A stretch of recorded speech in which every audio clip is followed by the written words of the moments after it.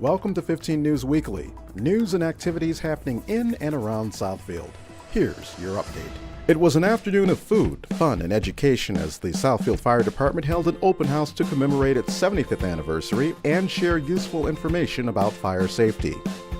Dozens gathered at the main fire headquarters to take part in hands-on activities for children, live fire service demonstrations, and various other fun and informational interactive games for the family. Today is our open house. We're celebrating our 75th anniversary of providing great service to this city, and we wanted to come out and reach out to the community and let them know we do a lot more than just put out fires and go on medical calls.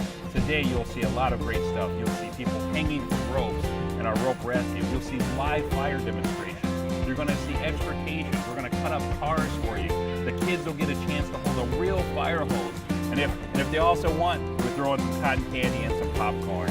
Johnny Menifee, the recently installed Southfield Fire Chief, had been looking for ways to spur community outreach and awareness regarding what the fire department does, and felt that reinstituting periodic open house events would accomplish those objectives. We haven't had an open house in quite a while. I thought it was very important. One of the things that, as the new chief, I wanted to bring back was the open house. I'm very passionate about community outreach and giving back, and this is one way that we can show the community what their fire department is doing day in and day out. Many factors have led to a decline in the numbers of fire service personnel in recent years, so Chief Menifee hopes that the fire department open house stirs interest and curiosity in the younger generation to take an interest in firefighting and make it a career goal. Since about 2007, the fire service has, the number of eligible applicants have really gone down. And what we're trying to do now is to also show people, educate them about the fire service and get more individuals involved in the fire service. The Southfield Fire Department, we have sponsored 5 young men that actually go to the fire academy right now. So we give them fire gear, we help them and pay for the SEP, and it actually gives them a break on the tuition. But also lets them know about the fire service and see if this is a career that they want to get involved in. Event attendees and family groups were excited over the organizational structure of the event and its ability to combine educational demonstrations with fun-filled activities. I just thought it was terribly interesting. I think if you were a little kid especially, this would be just wonderful. They had treats and food, and they had all of these, the hoses with the houses are just charming, and the demonstrations were excellent.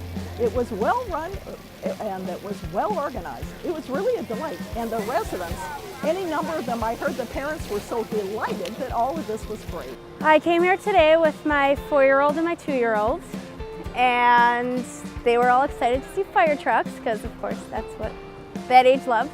It was really fun. They all got fire hats and we got to see the presentation.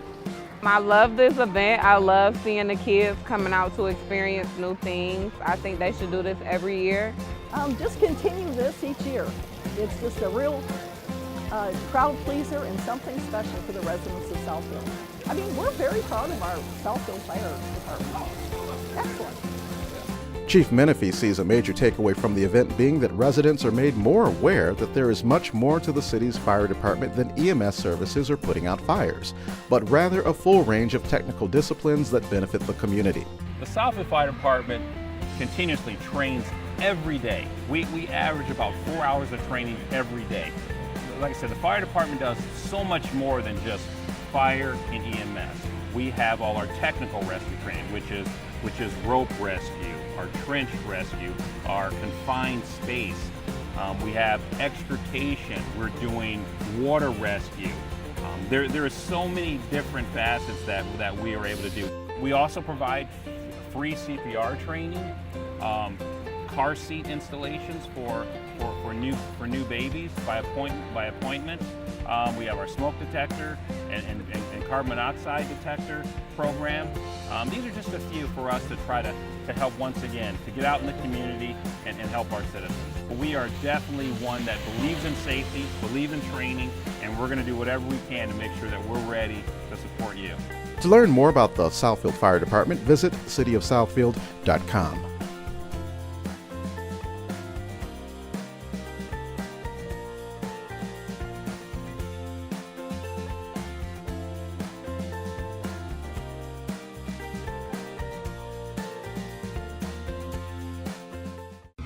Some walk to fight, others walk to celebrate. Still others walk to remember those who died.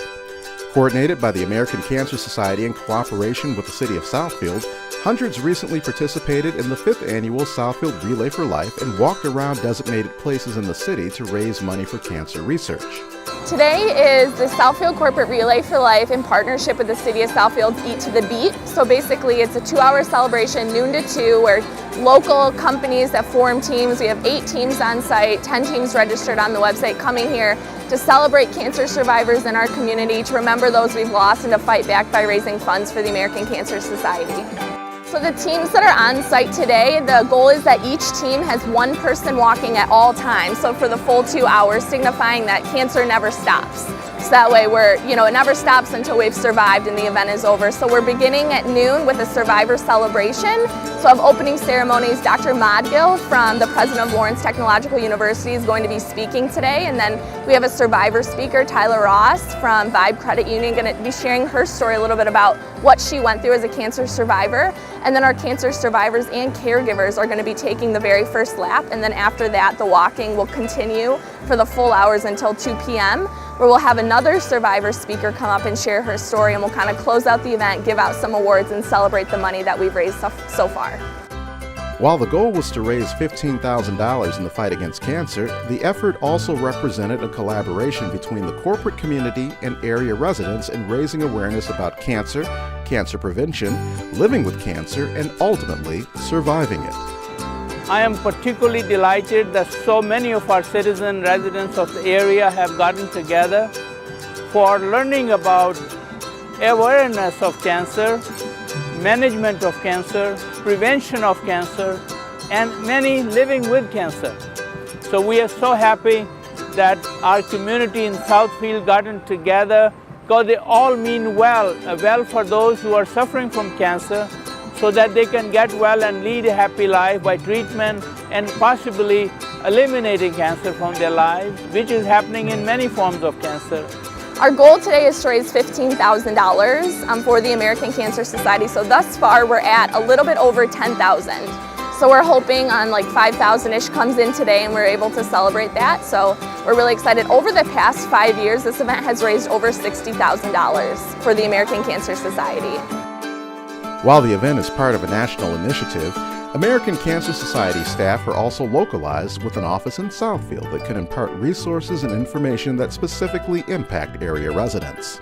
I think something that's important to know about the American Cancer Society is that our Southfield office is located literally like a half a block away from here. So we're local in the community. We want to be a resource to companies, people, residents, whoever that live in Southfield, because we're right here. Not every city has a branch, and so we have actually a pretty big office, so that's something that we like to be really local in the community because we're so close.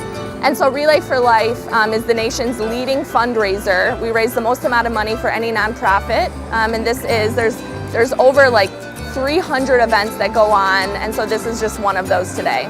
To learn more about the Southfield Relay for Life and/or the American Cancer Society, visit relayforlife.org/Southfield Corporate MI. For many years, residents and visitors alike have been impressed with Southfield's curb appeal, visual aesthetic, and overall appearance, and a recent photo prize competition reinforced that notion.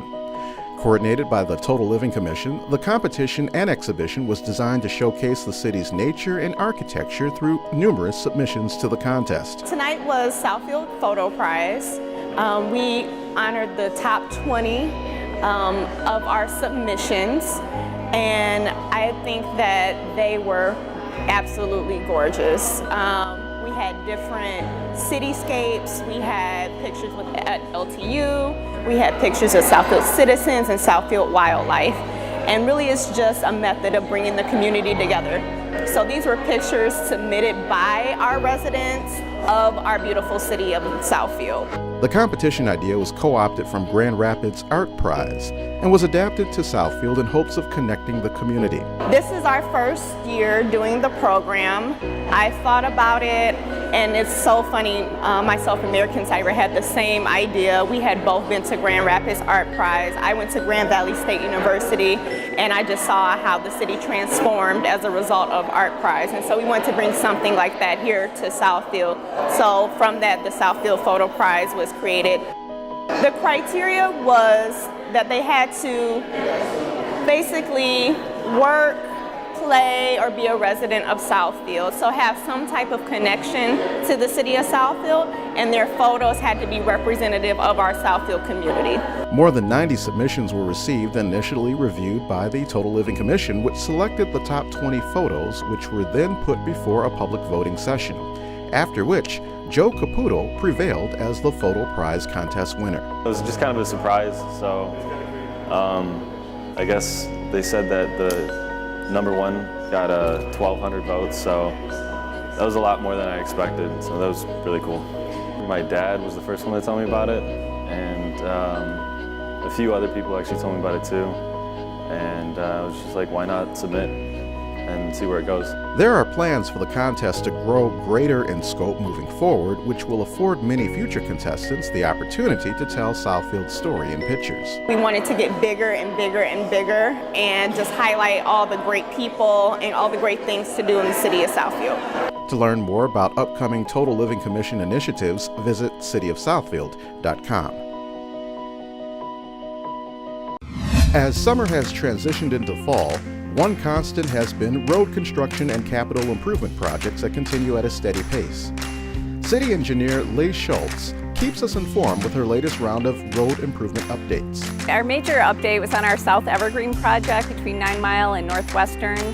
On September 18th, we did a traffic shift. So now the traffic, instead of running one lane southbound, we have one lane northbound. Those cars are now driving on the new concrete while the contractor gets started on the other half of the road. It's going to stay in this configuration until the project completion, which is early November. That sewer collapse, that was a county sewer collapse at Telegraph and just on the west side at Franklin there. They will be wrapping up with all of the repairs of those utilities because that sewer collapse caused the water main to collapse and the storm sewer to collapse. And those have been getting rebuilt. They've got one more utility to go. At the same time, we've got Franklin Road under construction from 11 Mile all the way down to Telegraph. So as the utility work all wraps up, we're going to keep that road closed until we can finish our road project. So you're not going to see that fully back open to traffic until mid-November. So our North Evergreen project this year, that opened to traffic right before Labor Day. Which was 2 months ahead of schedule, and that was great because they've got the school, a couple schools, 3 I think, in that 2 Mile project area, so it was nice to get that opened up before the kids were back to school. There's still some permanent signage that needs to go up, certainly restoration touch-ups, and all that is still ongoing. There might be little closures for just a stretch of, you know, a piece of a lane here and there, but for the most part it's open. It's really nice to have a good driving surface to drive on. That's a lot of positive feedback. We've got 10 Mile closed down. 10 Mile itself is a county road, but between Southfield and Greenfield, we've got projects going on in the local subdivisions. That was a sewer separation, water main replacement, and rebuilding those roads. So we had a lot of utility work to do in 10 Mile, so that has been closed for probably about 6 weeks, and we anticipate that to get opened up the week of October 9th. The only other one I was going to mention, it's really a road commission for Oakland County project. They had Lasser Road closed between Civic Center and the highway. That opened up also on September 18th. So it's great. I drove through it. It's so nice. That was one of our worst stretches of road in Southfield.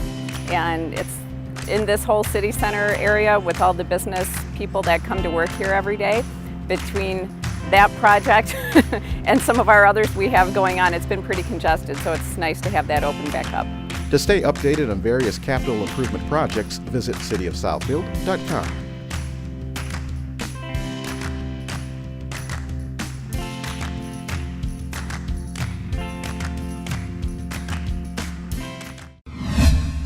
The latest edition of C15 Magazine, the official publication of Southfield Multimedia Services, will be available electronically on its Facebook page, city website, and in print form throughout various locations in Southfield beginning Monday, October the 9th. Call the Southfield Multimedia Services desk at area code 248-796-4500 for further details.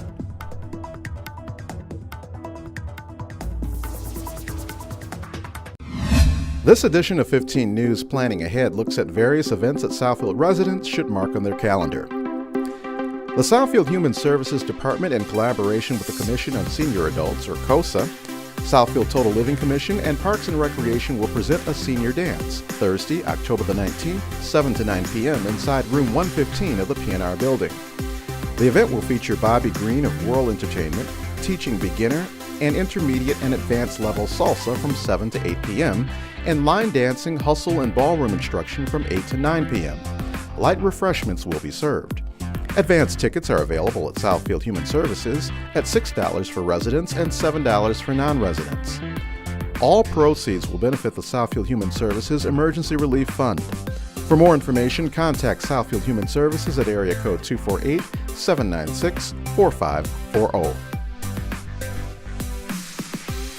Southfield Parks and Recreation will present the Boo Bash, Saturday, October the 21st from 2 to 4:30 p.m. inside the Southfield Pavilion. The event will feature games, hay rides to the pumpkin patch, creepy crafts, trick-or-treating, and a spooky skating party at the Southfield Sports Arena. Free skate rental will be available on a first-come, first-served basis. Chautauqua Express will perform live at 2:30 p.m. and 3:30 p.m. Attendees are encouraged to come in costume and enjoy the festivities. Admission for children 2 to 13 years old is $8 per Southfield resident, $10 for non-residents, until October the 17th. Tickets purchased after October 17th will be $10 per Southfield resident, $12 for non-residents. Adult admission is free. Tickets for Boo Bash are available now at the Parks and Recreation Information Desk. Call the Parks and Recreation Department at area code 248-796-4620. That brings us to the end of this 15 News Weekly edition. Thank you for watching, and we'll see you next week.